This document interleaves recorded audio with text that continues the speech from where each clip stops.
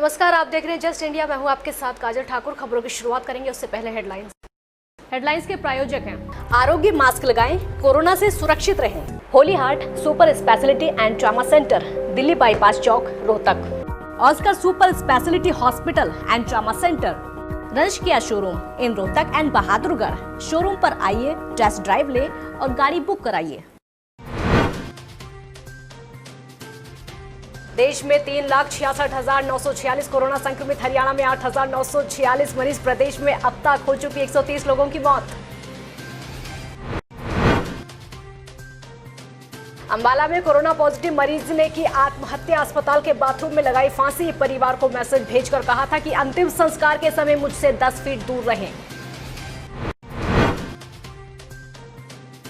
देश भर में चीन के खिलाफ गुस्सा, पिहोवा में भी चीन का पुतला फूंककर जताया आक्रोश। वीरों की शहादत को देश कर रहा नमन।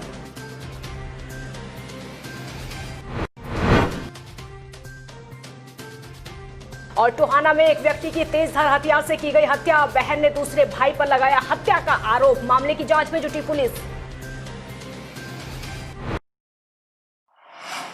भारत में कोरोना वायरस से संक्रमित मरीजों की संख्या लगातार बढ़ती जा रही है और ये संख्या 3.5 लाख को पार कर चुकी है। स्वास्थ्य मंत्रालय के ताजा आंकड़ों के मुताबिक देश में अब तक 3,66,946 लोग कोरोना संक्रमित हो चुके हैं। इसमें से 12,237 लोगों की मौत हो चुकी है, जबकि 1,94,000 लोग ठीक हुए हैं। पिछले 24 घंटों में रिकॉर्ड 12,881 से ज़्यादा मामले सामने आए और 334 लोगों की मौत हो चुकी है।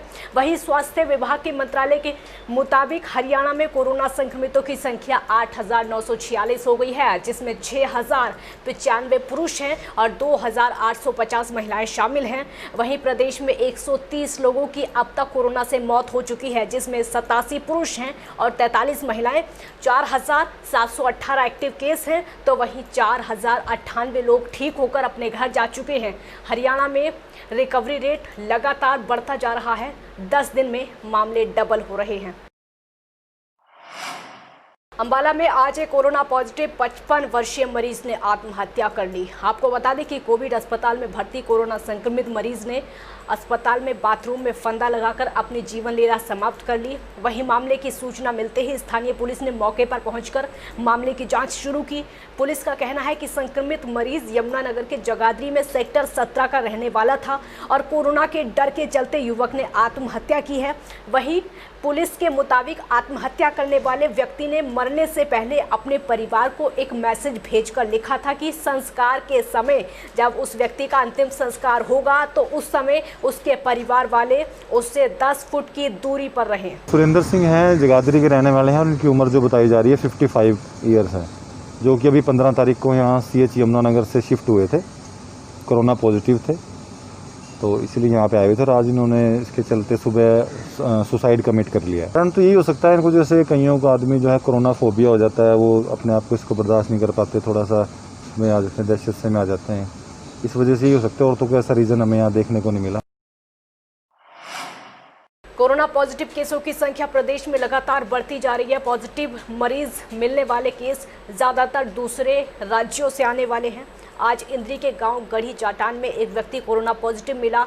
2 दिनों में इंद्री खंड में ये चौथा केस है। गांव वासी सुल्तान सिंह, जो कि नोएडा में किसी प्राइवेट फर्म में नौकरी करता था और 2 दिन पहले ही अपने गांव में आया था। जांच में पॉजिटिव आने पर उसके परिवार के सभी सदस्यों को 14 दिनों के लिए क्वारंटाइन कर दिया गया है। स्वास्थ्य विभाग की टीम सुल्तान सिंह को सुबह ही घर से लेकर चली गई। ये नोएडा में सर्विस करता था। ये वहाँ पे 2 लड़के रहते थे। ये 16 तारीख को आए यहाँ पे और इन्होंने फिर अपना वहाँ पे चेकअप कराया करनाल। उसके बाद जो आज रिपोर्ट आई, उनमें से एक की पॉजिटिव रिपोर्ट आई। दूसरे की रिपोर्ट के बारे में भी कोई पता नहीं। जिस व्यक्ति के घर में वो रुके, जो दूसरा लड़का है उसके घर में वो रुके, उस घर को तथा उस गली के आसपास जो उनके कांटेक्ट में रहे, उनको कंटेनमेंट जोन बनाया जा रहा है। सुल्तान नाम का व्यक्ति ये नोएडा से आया था। ये अपने यहीं के रिश्तेदार और एक बरसाड़ू का बंदा जिसको जो गाड़ी चला के लाया था, ये 3 लोग आए थे। 2 लोग एक ही घर में रुके थे रात को और सुबह ही अपने टेस्ट कराने कल्पना चावला चले गए, जिसमें से सुल्तान का कंफर्म पाया गया है। दूसरे का अवेटेड है।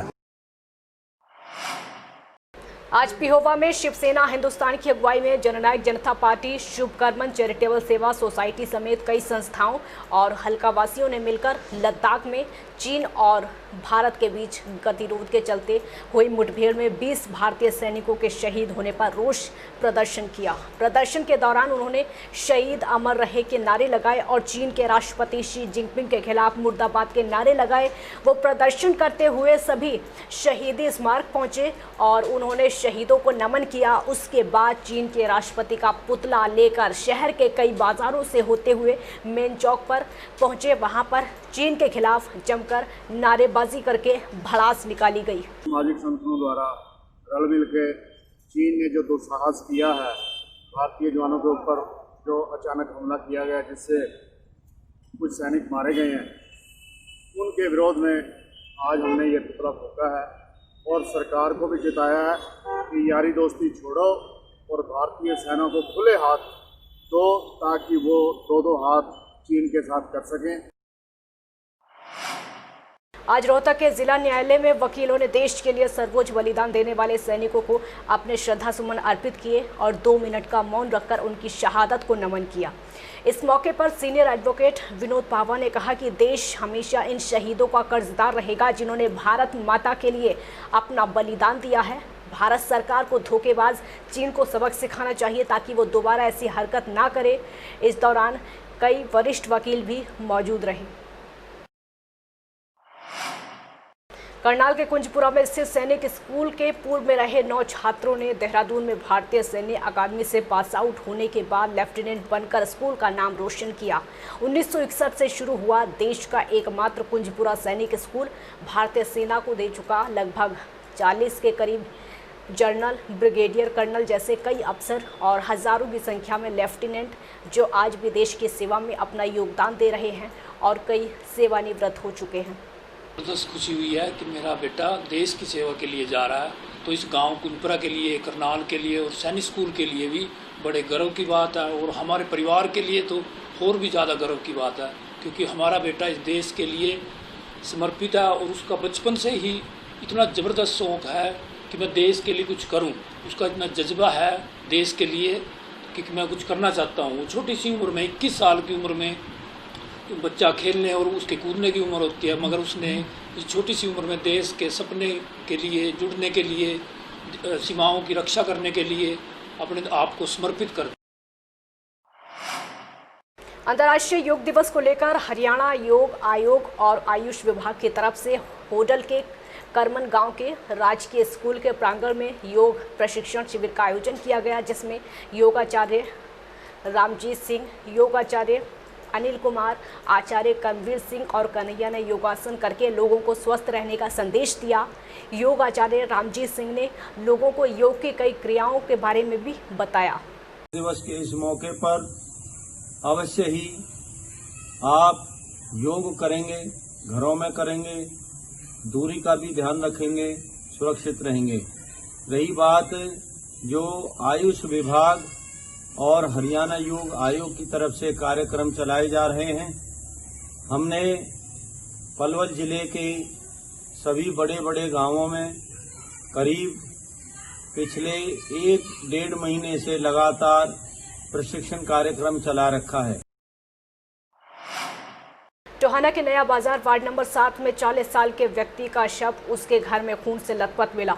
शव का सिर और उसके धड़ से अलग पड़ा हुआ था, वहीं शरीर के दर्जनों धारदार हथियार से टुकड़े कर दिए गए थे। पुलिस के मुताबिक मृतक का सिर बरामद नहीं हुआ है जबकि हाथ बरामद हुआ है। मृतक की बहन ने हत्या का आरोप पंजाब से आए अपने दूसरे भाई पर लगाया है।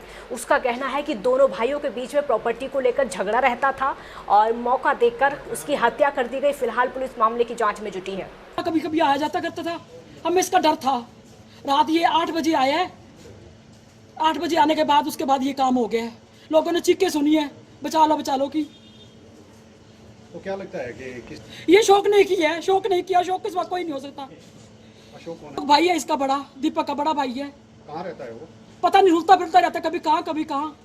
अभी जो है कोई ना कोई अपना आदमी है जो अंदर इसके पास था रात को, और लॉक भी लगा के गया है यहाँ पे, तो कोई ना कोई अपना आदमी है, घर का आदमी है। हाँ, सिर अभी तक मिसिंग है और हो सकता है वो लेके गया हो या कहीं ना कहीं उसने रखा हो, तो वो तफ्तीश की बात है। टोहाना के जलेबी वाला बाबा के नाम से चर्चित अमरपुरी उर्फ बिल्लू का केस हरियाणा ही नहीं देश भर में चर्चित रहा है। लेकिन इस केस में बाबा अमरपुरी की तरफ से लगाई गई तीसरी बार जमानत याचिका भी स्थानीय अदालत ने नामंजूर कर दी। पीड़ित पक्ष की तरफ से पेश हुए वकील ने जानकारी दी है कि कोविड-19 के तहत उभरी स्थिति का लाभ लेकर बाबा बाहर आने की फिराक में था, लेकिन अदालत ने इसकी दलील को खारिज कर दिया। आपको ये भी बता दें कि इस बाबा पर कई महिलाओं ने दुष्कर्म के आरोप लगाए थे। तो आज बाबा ने जमानत लगाई थी तीसरी बार 17 दिसंबर 2019 में। पहले हाई कोर्ट से ये विड्रा कर चुका था कि भाई मैं अभी नहीं ले रहा जमानत। अब उसने कोविड-19 का फ़ायदा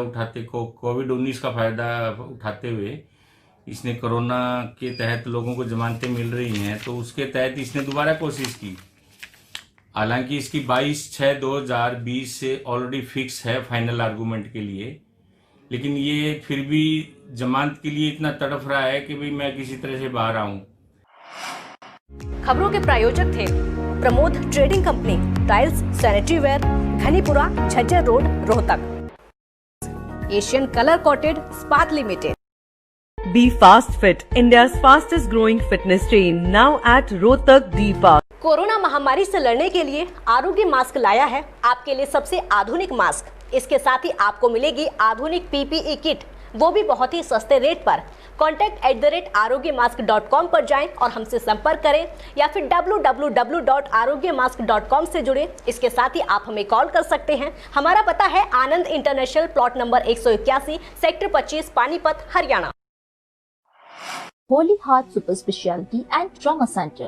Modern healthcare facilities include cardiology and cardiothoracic surgeries, joint replacements, post-injury and trauma surgeries, orthopedic, laparoscopic and bariatric surgery, pulmonology, general medicine, gynecology, radiology, gastroenterology, nephrology. For more details, please contact Delhi Bypass Chowk, Vininagar, Rohtak. Our helpline 9306722176.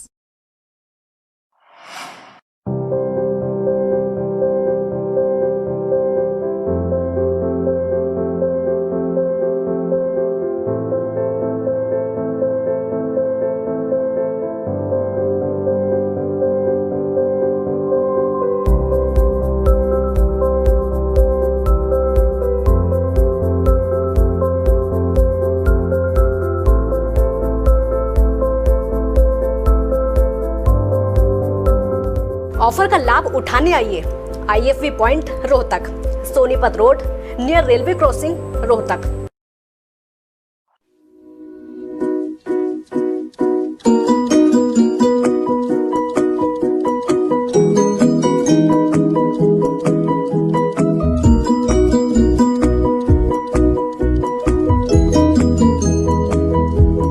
मेडिफिल international, 7 Sheetal complex, Subhash Nagar, Rohtak.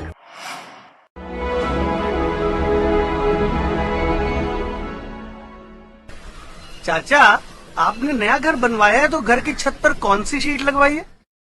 बेटा, मैंने अपने घर की छत पर Asian sheet लगवाई है, क्योंकि वो कभी न मिटने वाले ओरिजिनल निशान की चादरें हैं। साथ में ISI का चिन्ह, 5 साल की वारंटी के साथ साथ पैसों का सही मूल्य देने वाली वही इकलौती शीट्स हैं। क्योंकि नाम नहीं, पहचान जरूरी है। खबरों में फिलहाल इतना ही। देखते रहिए जस्ट इंडिया। नमस्कार।